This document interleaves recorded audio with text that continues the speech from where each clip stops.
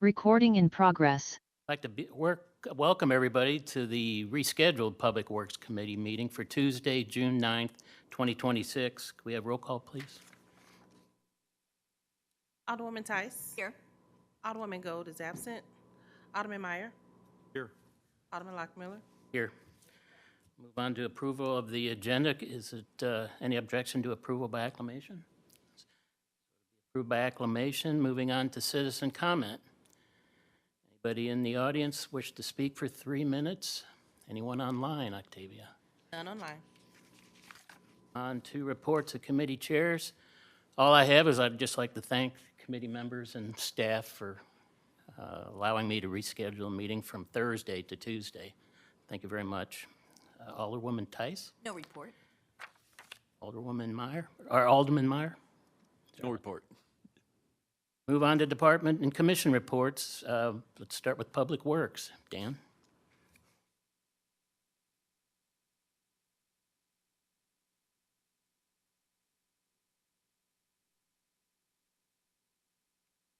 Here's our miscellaneous projects that we have that we typically bring to you. So McKnight Road, we did replace that failed modem on the Brentwood side. I've been checking it and everything's been working. I don't know if anybody's said anything to you folks as far as the way it works. I know I can adjust the timing between them right now. I believe it's set at 25 seconds. It's got the passive buttons, those work. It shows that they work. So if you break the radar beam, it'll trigger the lights if a person breaks that beam. The only thing I haven't checked, but I had staff check, were the lights on top. You know, if you cover it or it senses that there's low lighting levels and the button's pressed, it's supposed to aim the beam across the crosswalk. So I haven't seen it for myself, but I'm told it all works. And then we'll just keep monitoring that. So far everything is working the way it should. And I can actually track like the peaks, like how many crossings there are per hour.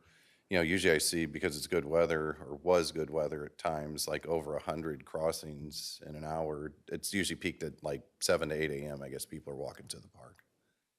That one's done. 2832, 2828 Manderley, that's the retaining wall that's between those two properties. I spoke with the contractor. He's still looking at like stone-like materials. The resident, when I spoke with her, they actually have stone in the backyard. It's like quarried stone with mortar, which is not what I'm proposing, just because that's way more labor and I can't guarantee it's not gonna shift in time, versus what we'd propose is the Versalock with the straps that are keyed in horizontally and compacted. So it's got something to pull, you know, if it tries to pull its way overturn, it's creating friction and tension with those straps and it should be fine. So I don't think that's going to change. I think it's going to be some sort of machined block with straps. It's going to have to be, just because it's more stable. So I should be able to figure that one out here shortly. Manchester Road, again, it's that cabinet that's causing the biggest delay. That's over on the north side, just east of Dorothy. So that stainless steel cabinet, that was damaged. A new one's being rebuilt. It should show up any day now here in June. And once we have that, then the contractor will connect it and that'll restore, I believe it's like 6 lights that they'll restore service to.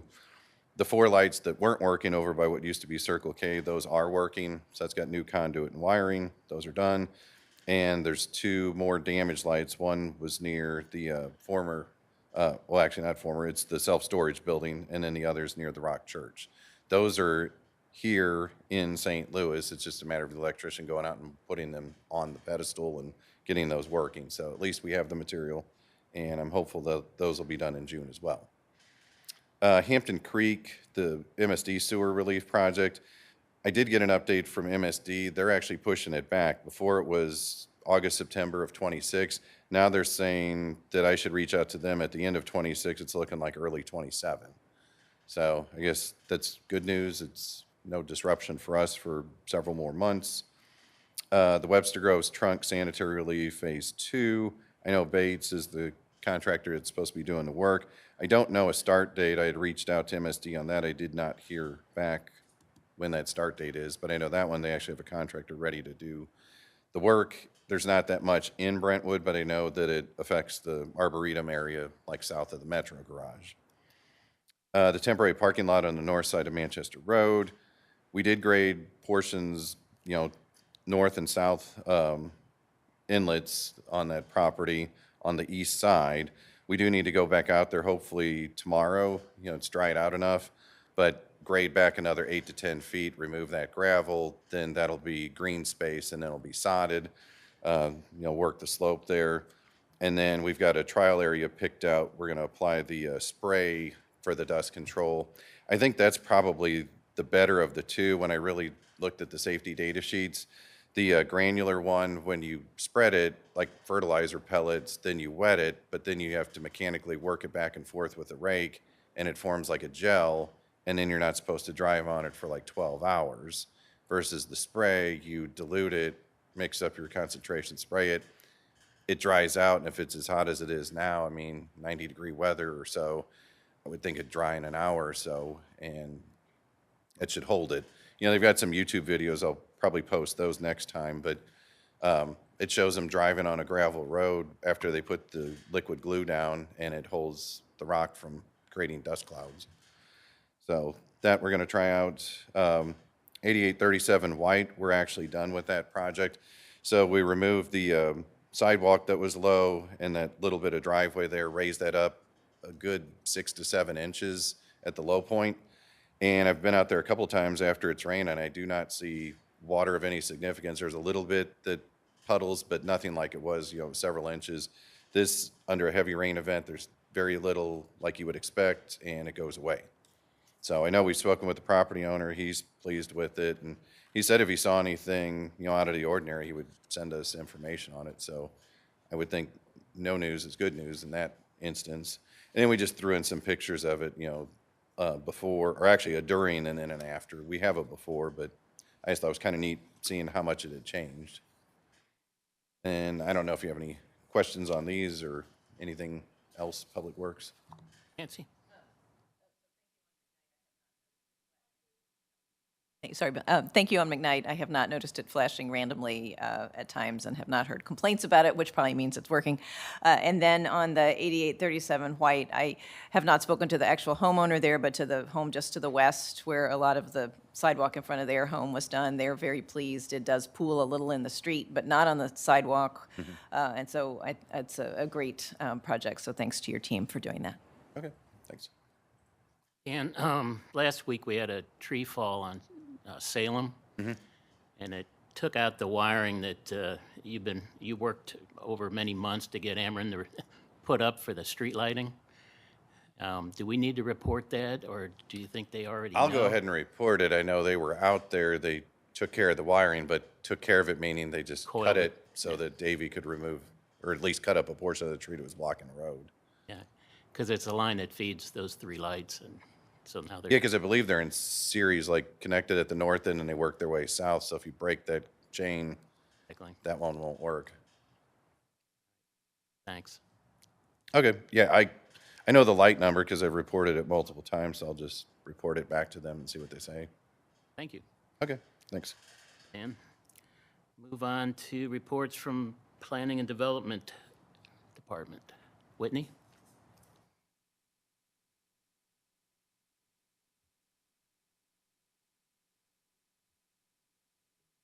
Good evening.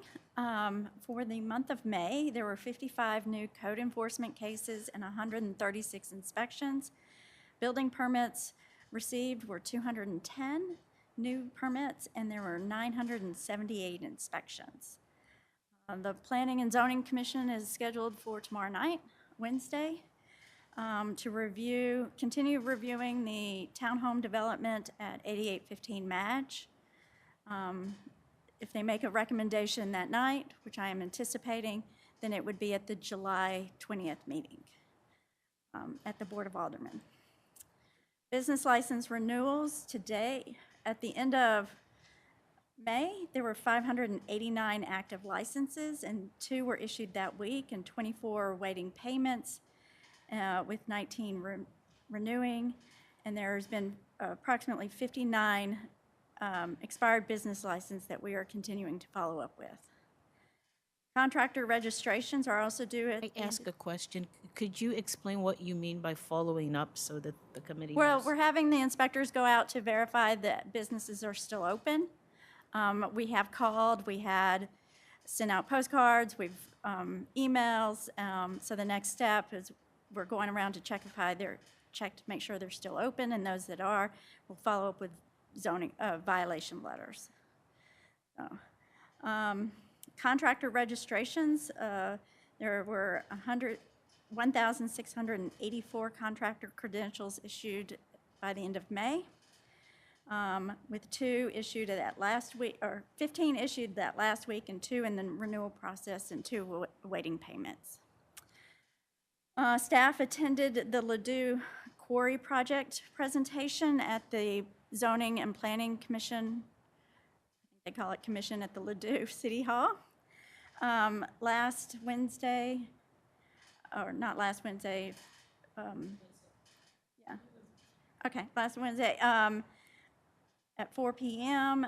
to discuss where they just presented the topic, and it's continuing. We've asked that staff be invited to any further meetings. The project includes 11 single-family homes at the southwest corner of the property as from Old Warson Road, 31 single-family homes on the north of Deer Creek, and a mixed-use building with up to 235 apartments and 9,000 square feet of commercial space. This is the property surrounding Rock Hill Quarries landfill at McKnight and Old Warson Road.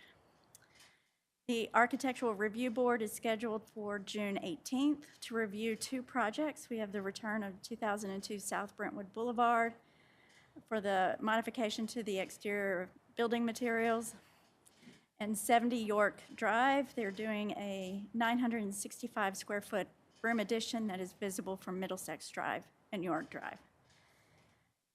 We did issue the RFP for the nuisance abatement on May 21st, and so responses are due on the 15th. So we'll bring that back to you as well. We have received 2 applications for the July Planning and Zoning Commission so far. The June Board of Adjustment was canceled due to incomplete applications and a lack of quorum. So one I know is working towards revising their application for the July 25th meeting, or 23rd, I think. So we will let you know when that's completed, and notices will be sent out for those. Yeah. That it? Any questions for Whitney? All right, thank you, Whitney. Move on to Parks and Recreation. Eric?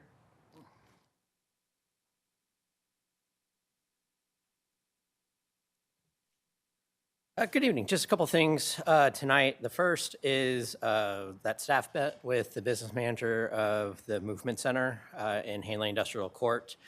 They have a need to have maybe utilize some parking. Their parking lot's not big enough for their staff, so they're wondering if they could have up to 5 parking spaces in the Hanley Park parking lot. It's an interesting time for this, mainly because we're going to be going into construction of that parking lot and the pavilion here, and hopefully by the end of the year. And then we can maybe work out a parking arrangement with them so that our users can use their parking lot during construction. And then once construction's over, we can kind of revisit if we feel like it's still needed. So if the committee is open to it, what I would do is I'd start working on a MOU and would bring it back to this committee for review and discussion. I guess a show, or I guess voice. All in favor of letting Eric explore the MOU, say aye. Aye. Great, thank you. The other thing is, I don't know if you know our marketing person, Sophie. She came bounding in my office one day, all excited because she saw something about Bird City, Missouri. And she's the one who's taken all our photos for social media. If you notice, she loves birds. And so she really thinks this is a wonderful opportunity for the city. As we mentioned, it's part of the Bird City Network. It's really a program that really wants cities kind of improve habitats, promote sustainability and conservation, things like that.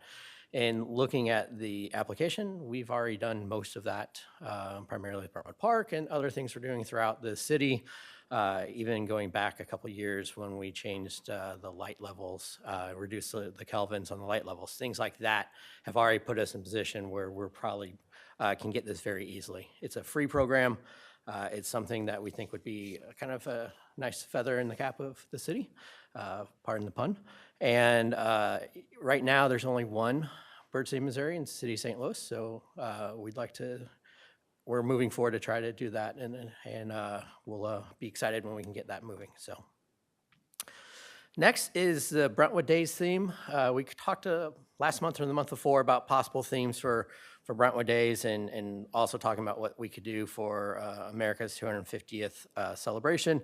And we talked about it in our Brentwood Days committee, and we really thought doing something for America 250 in September would be a little bit late, spending most of the stuff is happening in June and July. So it was our recommendation not to do that. And in talking with staff and the committee, that we talked about the possibility of the fact that it is the 100th, the centennial of Route 66.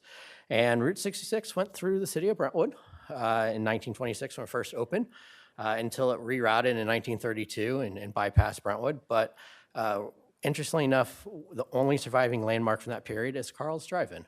And so we thought it'd be kind of fun to kind of reroute the parade this year, go right by Carl's Drive-In, get them to kind of be part of this parade aspect of it. And we're kind of excited about that. So it'd be our recommendation to move forward with this Route 66 theme for this year's Brentwood Day. Yes or no from us? As long as you guys are All right. okay with it. We all in favor of Eric's proposal? Great. Okay. Sounds creative. Very good. Well, that came from Jesse, he's my historian in my department. He's like, it's a centennial, and he's the one who actually did the research on Carl's. So last is Urban Chestnut. This is something, again, I'm very excited about, and something we've talked about in the past of trying to see if there's a partnership we could have in the park. One, to activate the park. Two, to maybe help bring in more people. And three, something that might be mutually beneficial for both the vendor and the city. And so after the Wine and Whiskey Walk, Urban Chestnut actually contacted us to say, hey, we're really interested in doing something with the city of Brentwood, and especially in Brentwood Park. And we talked briefly about the RFP and how we put that out. And they're not quite to that part, but they want to kind of look at maybe a proof of concept. And so they have kind of a mobile, what they call a beer garden. It's basically a mobile tap, 4 or 5 taps on it. And they thought about the idea of maybe kind of doing that proof of concept in the summer this year. And so we talked Monday, and they're looking maybe to do Wednesdays in July. We looked at Placer, it is one of our lowest times for people, and they thought that'd be interesting case study, see, hey, we know what the attendance is on a Wednesday, let's see if it builds up for you guys based on this. And we talked about a lot of things and how this could lead to hopefully maybe that larger partnership that we talked about in the RFP. But first, for this year, we talked about what that would look like. And it would be, they agreed to pay that $100 fee that's outlined in our food truck policy. So they basically rent a food truck space for the night. And in addition, what they have is a program where they kind of introduce a beer draft or a tap handle. So they actually take one of their current beers and they basically call it the Brentwood Park beer. And they're willing to donate 10% of the proceeds of every beer poured in Brentwood Park to the Brentwood Park Parks Maintenance and Liquidity Fund. And so we see that as a benefit as well, that we can build up that fund that we're already building, but it's a way to build that up even more. So this is something we're real excited about to see what this would be. They talked about that for that month. They want to go into August too, but we're going to start with July. We need to talk about it tonight to make sure it's on the board agenda for their special use permit. But they talk about maybe one night they just come out and see what happens. Another night they might do bingo or they might do trivia. And then we talked about maybe one night we do something that also gets the kids involved. So a face painter, balloon artist, something like that, something small that we can add to it. And so again, it's another way to kind of activate the park. It's a way to kind of see if this partnership, this type of arrangement would be something that would be beneficial for the city. And so we'd like to move forward with that. And with your guys' approval, we'll then bring the special use permit to the board meeting on Monday. Great. No, I think it's great. Really fun. And maybe we have our Public Works meeting in July on a Wednesday and head over to the head over to the park afterwards. Be a short agenda, I'm sure. Well, I think we're all in favor of it, Eric. So I just have one question. Who promotes it? Do they or? So they will co-promote. They'll put some stuff on their social media. We'll share it. Vice versa, we'll put some stuff on our social media. They'll share it. They have 147,000 members on their social media, so they have a broad reach already. And so I think we have close to 40 now. So we'll kind of hopefully piggyback on each other and be able to kind of promote these things.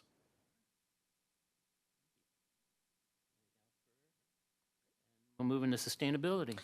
No report this month. The sustainability meeting was canceled because of Memorial Day. We'll be picking back up again in June. On to consent agenda. Once again, could we approve the consent agenda by acclamation? Okay, it will be approved by acclamation. Moving on to old business, we have sustainability dashboard. Is this you again, Eric? It is. We've talked about this a few months now, and so I don't think I have a whole lot more to add. I apologize that how it kind of was late getting into the packet last month. So nothing more to add in what we had last month beyond the fact that it's still something the Sustainability Commission is very interested in, and think it would be beneficial for the city and a good use of the sustainability funds that are budgeted each year for the committee. I just have a quick question. So how would this be launched? What would it look like if somebody went to our website? So we would basically have a link on our sustainability page that would take you to the dashboard page. And with that, we can have everything in there. In talking with them, there is a way to kind of create, it look a lot like our, if you think about the Brentwood bound page on the city's website, how you kind of clicked on the Brentwood bound page and it took you to something else that looked very much like our website. It'd be very much like that, almost like Parks and Recreation have the same thing. So it'd be kind of a main link that takes you there. They work specifically with someone, park staff to get? They'd be primarily working with Michelle and myself. Michelle, because she has all the social media and does all the website work. And obviously she and I are the liaisons for sustainability, so we partner on a lot of that stuff. I went to Columbia's and it was kind of confusing because if you went under government sustainability, you got one page, and then you went under, I think, residents sustainability, you got something completely different.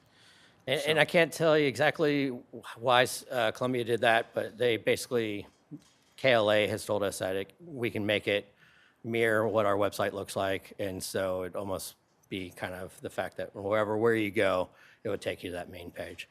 They talked about if, depending on how much we want to put onto the dashboard, is that you can almost put all of your sustainability items on the website that we currently have on that dashboard page, so everything for sustainability kind of lives right there. So you don't have to go to any other places. And I know the Sustainability Commission has $20,000 to work with, so in the first year, it looks like it comes out of there, and then it becomes comes out of the budget of IT. In something like that, we would normally place it in the IT budget, yes. And so we'd obviously be working with IT for that. If it's, so yes, that's where it would come. Why would it not continue to come out of the 20? Yeah, we can. If it's being allocated, it should come out of the 20. Sure, that's fine. I just, with the IT aspect of it, that was my mistake. I apologize. Well, with my Ways and Means hat on, I would say let's leave it with sustainability, because that's why every year we get to the IT stuff and I'm like, there's all this stuff that everyone says we need, but what is it? So I really support this, but I think we ought to keep the funds tied to sustainability so that we know where the money comes from and where it's going. So that's my 2 cents. But I'll make a motion to approve hiring KLA to create a sustainability dashboard for the city of Brentwood. I second it. Bola? Well, I have a question on this. Does this need to go to the board since it's money and the contract, or can we just direct Eric to do this? Like, I think we can, there are two ways to do it. We could report it under city administrator report, or we could put it as a consent item. Either one works. but it does need to go to the board. Yeah. You wanna- I would, is there a preference, I mean, Consent? under the consent agenda on the next Board of that's Alder easiest. meeting. Where we put all of our other meeting. contracts. Okay. So Yes. go to the July meeting. Okay. Probably won't be ready for the June meeting. Any other questions before we vote? All in favor, say aye. Aye. Anyone opposed? All right, Eric. Much? So that I'm clear, that was seconded by Meyer. Yes. Okay. Looks like we got Dan, we got Douglas Court and Mary Court solar lighting.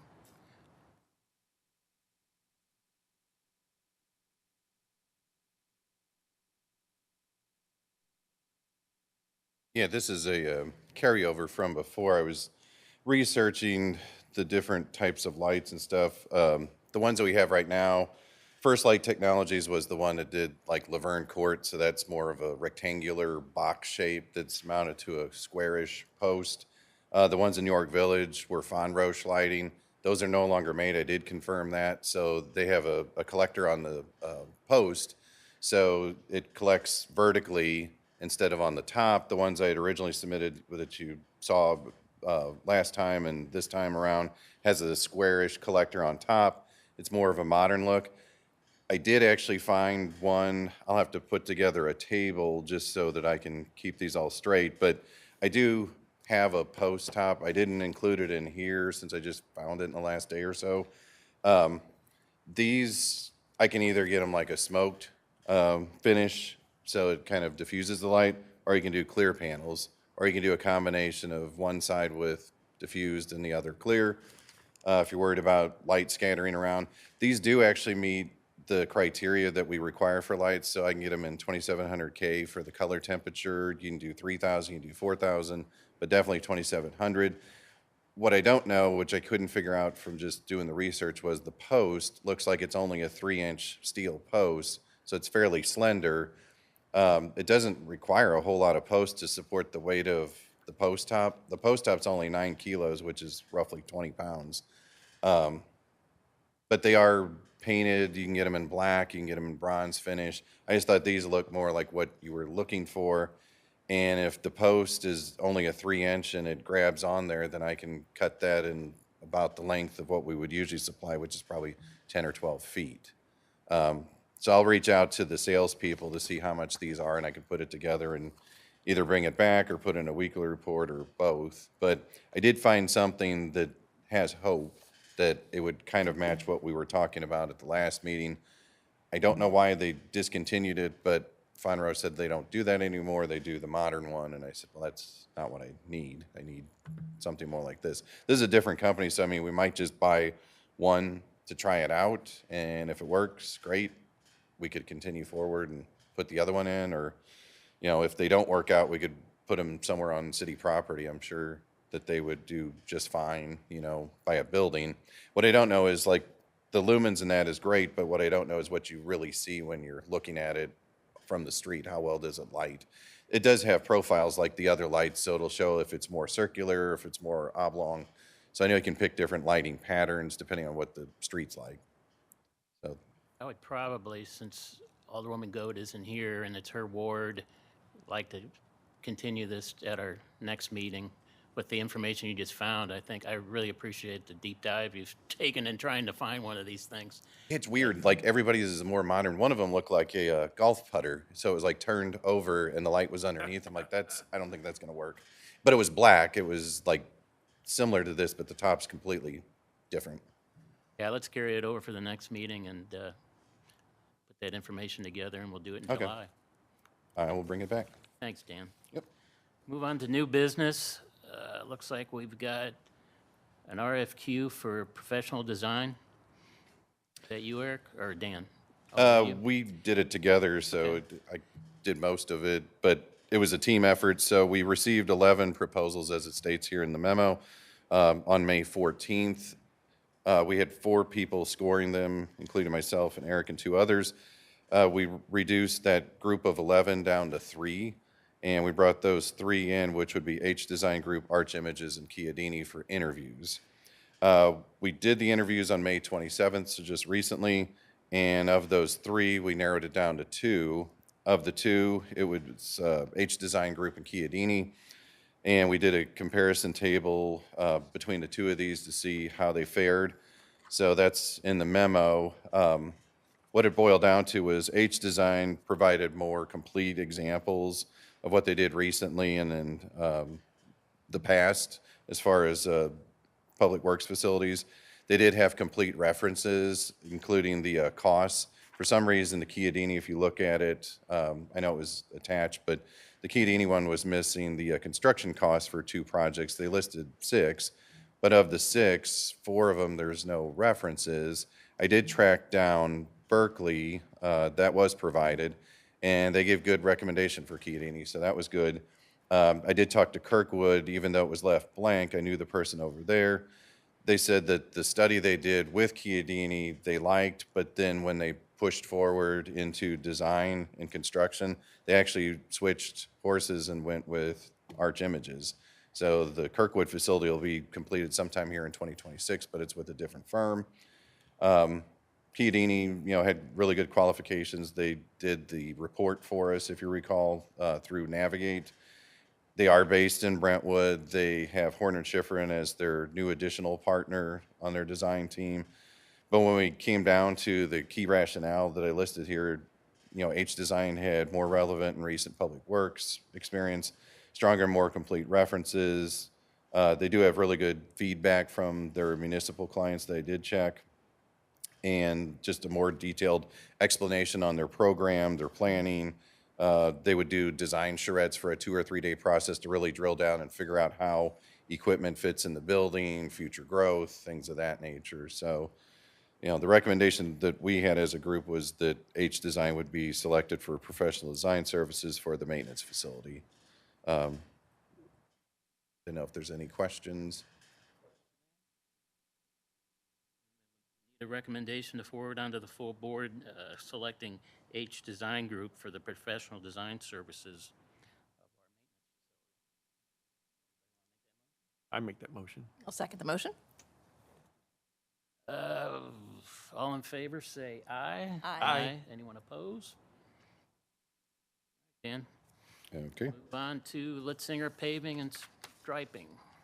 I think Alderwoman Tyson asked us this in the past about, the striping is faded. I will agree with that. It was done probably in 2016 when the STP project was done on the north side, like the entire length.